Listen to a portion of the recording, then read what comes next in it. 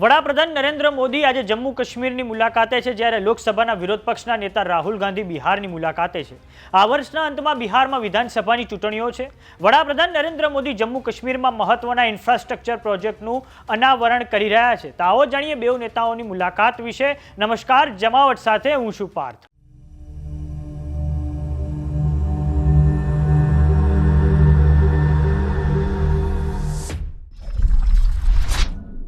વડાપ્રધાન નરેન્દ્ર મોદી ઓપરેશન સિંદૂર પછી પહેલીવાર જમ્મુ કાશ્મીરની મુલાકાતે છે, જ્યાં તેમણે Udhampur Srinagar Baramulla rail link project દેશને સમર્પિત કર્યો છે, જે અંતર્ગત પીએમ મોદીએ બે બ્રિજનું લોકાર્પણ કર્યું છે. એક છે ચિનાબ રેલવે બ્રિજ અને બીજો છે કેબલ સ્ટેટ રેલવે બ્રિજ, જે ચિનાબની શાખા નદી આંજી નદી પર બનાવવામાં આવ્યો છે.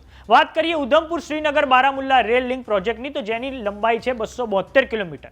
સંપૂર્ણ ઇલેક્ટ્રિફાઈડ પ્રોજેક્ટ છે, જે અંતર્ગત 36 ટનલ અને 943 બ્રિજ બનાવવામાં આવ્યા છે. આ Udhampur Srinagar Baramulla rail link project 43,780 કરોડના ખર્ચે બનાવવામાં આવ્યો છે.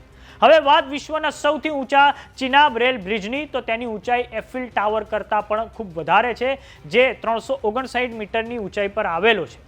આ ઓલ વેધર બ્રિજ છે, જે બ્લાસ્ટ રેઝિસ્ટન્ટ સ્ટીલ અને કોન્ક્રીટથી બનાવવામાં આવ્યો છે.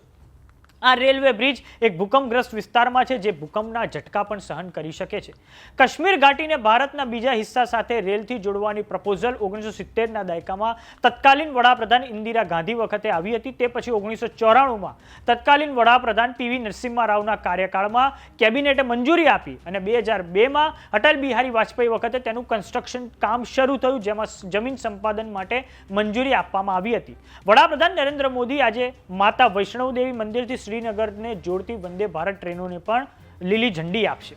વાત કરીએ લોકસભાની બેઠકોની દ્રષ્ટિએ દેશના ત્રીજા નંબરના સૌથી મોટા રાજ્ય બિહારની, તો લોકસભાના વિરોધ પક્ષના નેતા રાહુલ ગાંધી બિહારની મુલાકાતે છે. બિહારમાં આ વર્ષના અંતે વિધાનસભાની ચૂંટણીઓ છે, જ્યાં તેમણે દશરથ માંઝી મેમોરિયલમાં શ્રદ્ધાંજલિ અર્પણ કરીને દશરથ માંઝીના પરિવાર સાથે મુલાકાત કરી છે. આ પછી બિહારના રાજગીર ઇન્ટરનેશનલ કન્વેન્શન સેન્ટર ખાતે સંવિધાન સંમેલનને સંબોધિત કર્યું છે.